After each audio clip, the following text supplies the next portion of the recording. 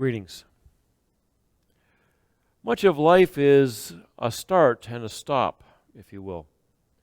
And COVID has accelerated that understanding as we've shut down worshiping in churches and learning in schools and working from our offices or our workplaces and doing more things at home. And as the numbers have shifted, we've had to turn things off and turn them on again. It feels a bit like a switch. As the numbers go down, we can turn things on. As the numbers go back up again, we have to turn things off. It reminds me a bit of a sports team that looks for a different gear at playoff time or a more important game. It will try and turn that switch on to raise up its intensity, to raise up its passion, its purpose for winning the game or the contest.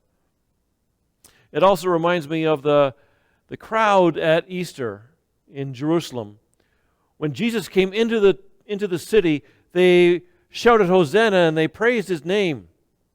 And yet 3 or 4 days later, they were shouting, kill him, crucify him.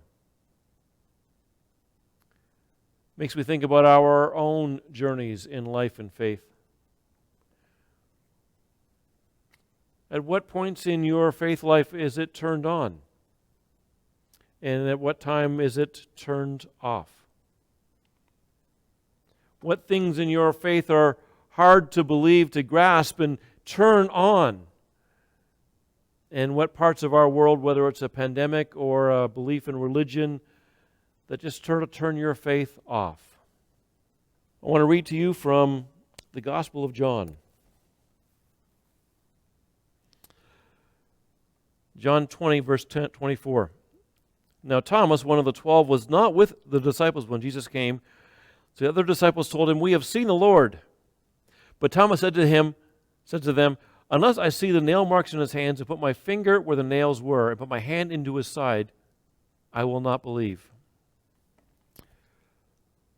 So I would invite you to join with us as we continue our journey through Lent 2021, a journey of faith, on this Palm Sunday, March 28, 2021. As we look into where our faith is switched on and where it's switched off. Until then, peace and blessings, my friends. Amen.